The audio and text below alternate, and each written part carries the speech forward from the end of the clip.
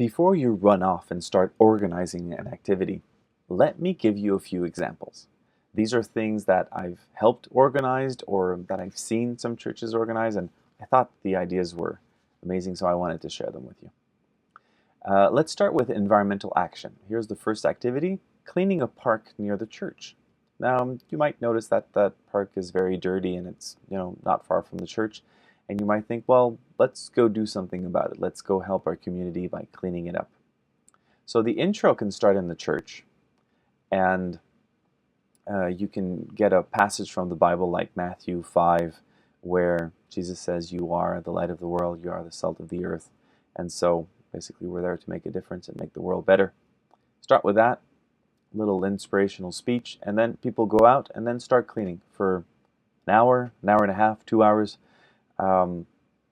And you can see on the picture that this activity came from was the people of the church that were involved, but the city was the one offering all the necessary materials. So you can see trash, bags, garbage bags, and you can see people have gloves. Those are quite necessary because you don't know what you're touching directly, and even some other like the poles to pick stuff up. So that was all offered by the city, but the people doing it was the church. So great partnership right there. And at the end, people came back, and there was a conclusion. We thanked all of the volunteers, the participants, and then we finished with the Our Father, very simply. So that was a church activity, but for environmental action. Second example, the campaign. It was a campaign for new light bulbs, and it was called Saving Creation One Light Bulb at a Time. This activity is so original, I love it. So first, there was a launch. On a given Sunday, people would come into the church and then notice that on one of the walls, there was this tree. It was made with the cardboard, but there was this tree with the branches. It was all brown, no leaves. And person comes up to the mic and said, "Well, did you notice our tree in the church?" And then people are like, "Wow, yeah, it's pretty impressive." Well, we want to green our church, and so that tree needs leaves. And what we're going to do from now is that Karen here will be in charge of handing out some of those leaves. But to reduce the environmental impact of our church, the first thing we chose to do is actually change the light bulbs. So by changing these light bulbs, we'll be using 90% less electricity with all those advantages. But each light bulb costs $5, and we have hundreds of them to change right here. So we need lots of $5. So here's what we're going to do. On a given Sunday, if you want to go give $5 to Karen, she'll give you a leaf, and then with lots of pride, you can go stick that leaf on the tree. And that lasted a few weeks, and people would come for worship on Sunday and then go meet Karen and then buy 1 or 2 leaves, and gradually the tree was just becoming greener and greener. And finally, all of those leaves were sold. All of those light bulbs were changed. And it was just a great celebration. And then people were really wondering, like, yeah, but we don't want that tree to come down. We want to keep it. So the tree stayed there until Advent, when finally they had to change the decor because we're getting closer to Christmas. But what a great idea. What a great way to get people involved. And what I find amazing is that we can stick to the calculations and do it from an engineering point of view and really think of this, but then an artist got involved in all of this and thought, oh, let's make a tree and add the leaves. I thought such a beautiful idea. Now environmental education. So this activity is called Ecological Footprint, and it's very easy to follow. First, there's Sunday worship, and right after that, there's a community lunch. And at the end of lunchtime, there's a skit.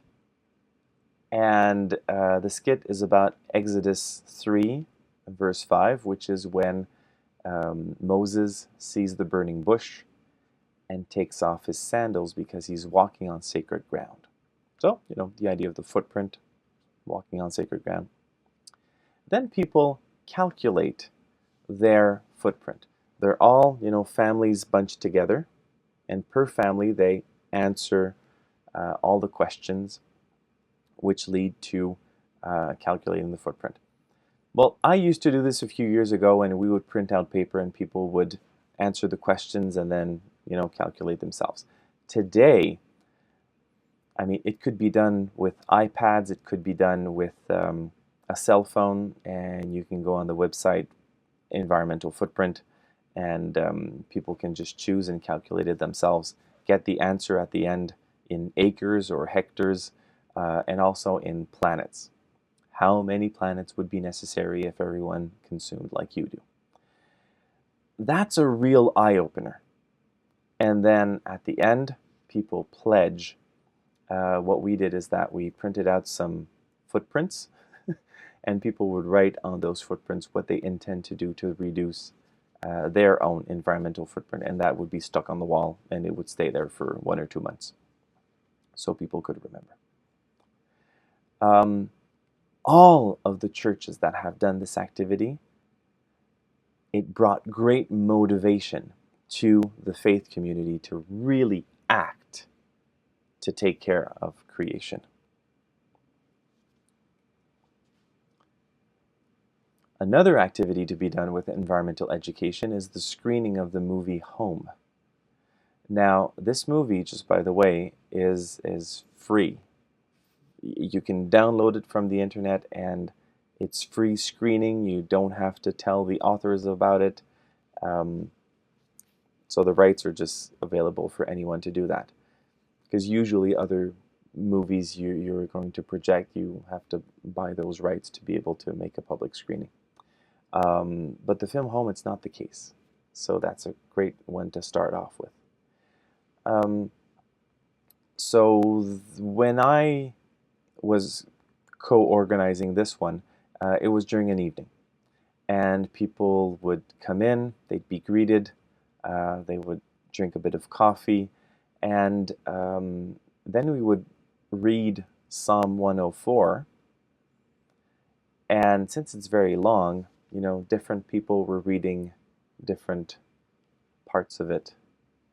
And that was quite nice to hear different voices all talking about creation. Then started the movie, offered organic popcorn, and at the end there was a discussion. And the discussion is really interesting because as soon as we talk about the environment, we're talking about ethics. And if we're talking about ethics, we think of what Jesus taught us and all those teachings that are in the Bible and that we've learned in our religion. So these are really great. And as I said many times, the movies just alternate between environmental problems and the beauty of the environment.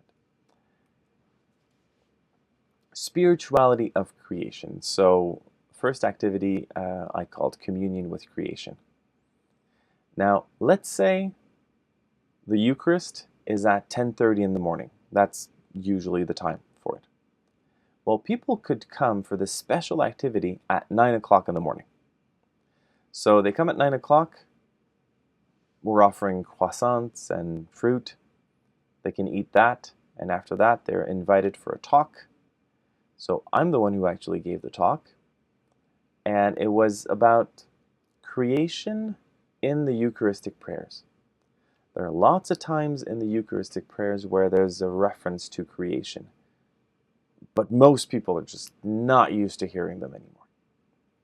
So there's this talk, and then all the people become more aware and sensitive to the meaning of some of the prayers that are actually turning our hearts towards the creation.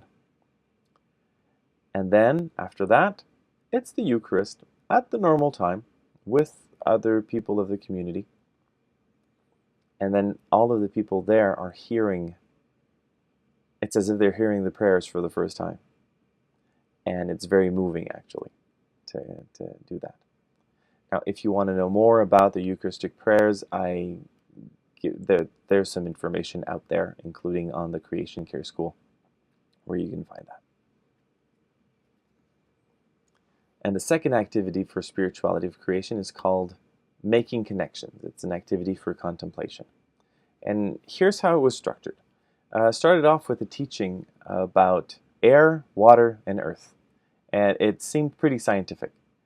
And that was kind of interesting. I was inspired by David Suzuki's book called The Sacred Balance. So started out with that, and the refrain that goes on during this presentation is, we are the environment. We are the air. We are the water. We are the earth. After hearing all of this, you get a worldview where, the things that are around are made of the same stuff.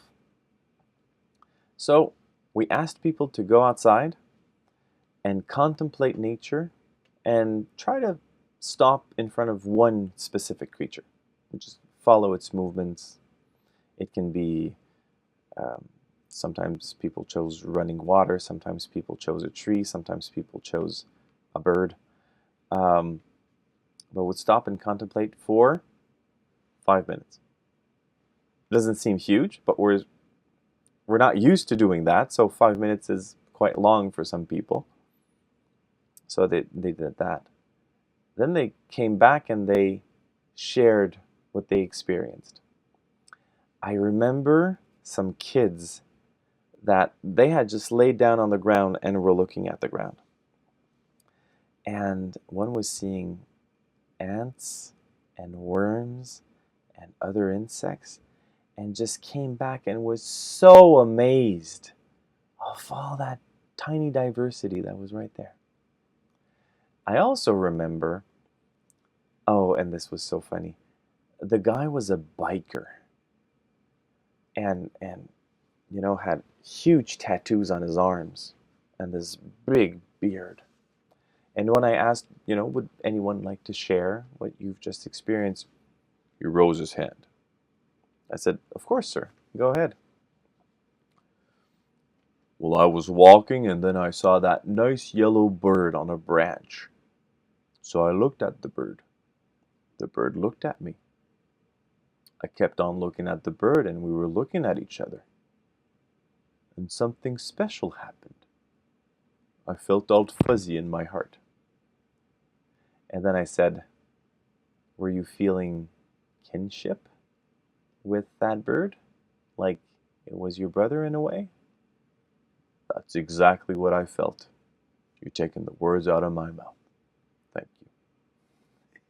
you. That was so unexpected. and I was so happy that I just gave the opportunity to that man to make connections with nature. And then I would tell the story of St. Francis of Assisi. Some of the interesting tidbits of that man's life, that saint's life.